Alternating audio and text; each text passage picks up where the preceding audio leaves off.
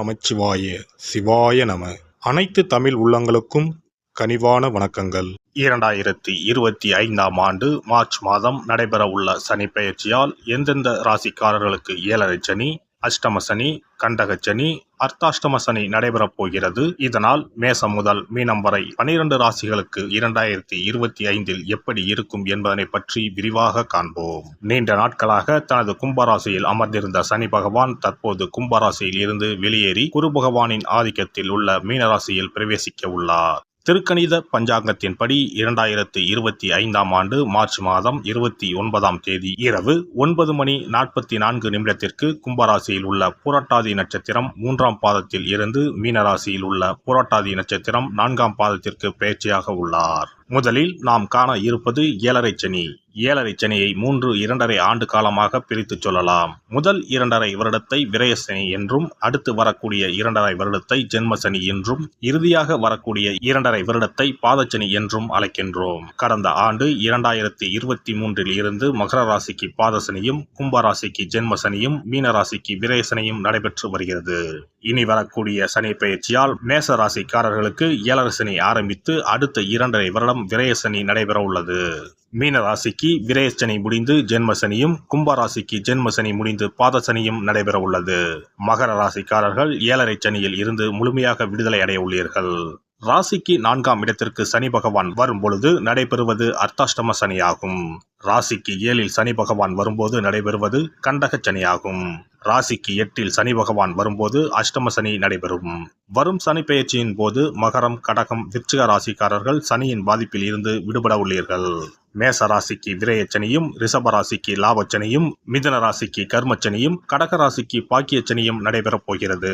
சிம்ம ராசிக்கு அஷ்டமச்சனி, கன்னி ராசிக்கு கண்டகச்சனி, துலாம் ராசிக்கு ரோகச்சனி, விருச்சிக ராசிக்கு பஞ்சமசனி, தனுசு ராசிக்கு அர்த்தாஷ்டம சனி, மகர ராசிக்கு சகாய சனி, கும்பராசிக்கு பாதசனி, மீனராசிக்கு ஜென்மசனி நடைபெற உள்ளது. இனி இந்த பெயர்ச்சியால் உங்கள் ராசிக்கு உண்டாகும் சுபபலன் என்ன என்பதனையும், அசுபபலன் ஏற்படுமாயின் ராசிக்காரர்கள் செய்ய வேண்டிய பரிகாரம் என்ன, வழிபட வேண்டிய தெய்வம் யார் என்பதனை பற்றியும் விரிவாக காண்போம். நடைபெற போகும் இந்த சனி பெயர்ச்சியால் உங்கள் வாழ்வில் வளமும் நலமும் செல்வ செழிப்பும் பெற்று வாழ்வில் உயரிய நிலையை அடைய எல்லாம் வல்ல எம்பெருமானை வேண்டி விரும்பி கேட்டுக்கொள்கிறேன். மேசராசி அன்பர்களே, உங்கள் ராசிக்கு 11ஆம் இடத்தில் இருந்த சனி பகவான் தற்போது 12ஆம் இடத்திற்கு வருகிறார். அடுத்த 7.5 வருடம் உங்களுக்கு சனி பகவானின் தாக்கம் இருக்கும். உங்களுக்கு 7.5 சனி ஆரம்பம் ஆகிறது. எனவே வரும் மார்ச் மாதம் முதல் கவனமாக இருக்க வேண்டும். வீண் வம்பு வழக்கு, தேவையில்லாத பிரச்சனைகளில் ஈடுபட வேண்டாம். யாரிடமும் பணம் வாங்கவும் வேண்டாம், கொடுக்கவும் வேண்டாம். அவசர தேவைக்கு மட்டும் ஒன்றுக்கு பலமுறை யோசித்து வாங்கவும். முக்கியமாக கடன் கொடுப்பதை, ஜாமீன் போடுவதை தவிர்ப்பது நன்மை தரும். இந்த காலகட்டத்தில் தொழில், உத்தியோகம், கல்வி, பொருளாதாரம் ஆகியவற்றில் பல தடைகளை சந்திக்க நேரலாம். சில விஷயங்களில் பின்னடைவுகளையும் சந்திக்கலாம். எனவே கவனமுடனும் எச்சரிக்கையுடனும் செயல்பட வேண்டும். திருமணம் ஆகாதவர்களுக்கு திருமணம் கைகூடும். இந்த 7.5 சனியில் திருமணம் செய்யலாம். வீடு வாகன யோகம் மட்டும் உடனே ஏற்படாது. வீடு கட்ட விருப்பம் உள்ளவர்கள் உங்கள் சுய ஜாதகத்தை பார்த்துவிட்டு பின் முடிவு செய்யுங்கள். உற்றார் உறவினர்களோடு கருத்து வேறுபாடு ஏற்படும். எனவே இந்த காலகட்டத்தில் வீண் விவாதங்களை குறைத்துக் கொள்வது நல்லது. குடும்ப உறவுகளில் சரியான புரிந்துணர்வு இருக்காது. இது உங்களுக்கு மன உளைச்சலை ஏற்படுத்தும். இதுவும் கடந்து போகும் என அமைதியாக இருப்பது நல்லது. ஒளிவு மறைவின்றி மனம் விட்டு பேசுவது பாதி பிரச்சனையை தீர்த்துவிடும். காதலில் பயணம் செய்வோர் அந்த உறவை கல்யாணத்தில் முடிக்கலாம். ஆனால் உங்கள் பேச்சில் நிதானமும் கவனமும் அவசியம். சமரச பேச்சுவார்த்தையால் காரியம் கைகூடும். கருத்து வேறுபாடு காரணமாக கணவன் மனைவி உறவில் விரிசல் வரலாம். வாக்குவாதத்தை தவிர்த்து வாழ்க்கை துணையின் கருத்துக்கு மதிப்பு அளிப்பதன் மூலம் உறவில் பிணைப்பை ஏற்படுத்தலாம். அவர்களிடம் உள்ள குறைகளை பார்க்காமல் நிறைகளை பாருங்கள். நிதி நிலையை பொறுத்தவரை பல நெருக்கடிகளை சந்திக்க நேரும். பண விஷயத்தில் மிகவும் கவனமாக இருக்க வேண்டும். உங்களின் சேமிப்பு கரையக்கூடும். எனவே செலவுகளை பட்ஜெட் அமைத்து செயல்படுவது நல்லது. முடிந்தவரை பணத்தை சேமிக்க முயலுங்கள். புதிதாக தொழில் ஆரம்பிக்க நினைப்பவர்கள் ஒரு முறை உங்கள் ஜாதகத்தை பார்த்து பின் ஆரம்பிக்கவும். எனவே புதிய முடிவுகளை எடுக்கும் முன் ஒரு முறைக்கு பலமுறை யோசிப்பது நன்மை தரும். உத்தியோகத்தில் உடனடியான முன்னேற்றம் இல்லை என்றாலும் படிப்படியாக வளர்ச்சி இருக்கும். அதிக பணிகள் இருக்கும். குறித்த காலத்திற்குள் பணிகளை முடிக்க அதிக சிரமப்பட வேண்டியிருக்கும். வேலை தேடுபவர்கள் எந்த வேலை கிடைத்தாலும் அதை தற்போதைக்கு ஏற்றுக்கொள்வது நல்லது. மாணவர்களை பொறுத்தவரை கடின உழைப்பை மேற்கொள்வதன் மூலம் படிப்பில் சிறந்து விளங்கலாம். வெளிநாட்டில் பயில வேண்டும் என எண்ணும் மாணவர்கள் தொடர் முயற்சிகள் மூலம் வெற்றியடையலாம். சிறப்பு பரிகாரம். நவ கிரகங்களில் சனி பகவான் நீதி தவறாதவர். அவரவர் கர்ம வினைகளுக்கு உரிய பலனை தவறாமல் வழங்குபவர். பொதுவாக சனி பெயர்ச்சி என்றாலே எல்லோரும் பயப்படுவார்கள். அப்படி பயப்பட வேண்டிய அவசியமே இல்லை. சனி பகவானால் பாதிப்புகள் ஏற்படும் பட்சத்தில் பாதிப்பில் இருந்து விடுபட பல எளிய பரிகாரங்கள் உள்ளன. ஒரு கைப்பிடி பச்சரிசியை எடுத்துக்கொண்டு அதை நன்றாக பொடி செய்து கொள்ள வேண்டும்.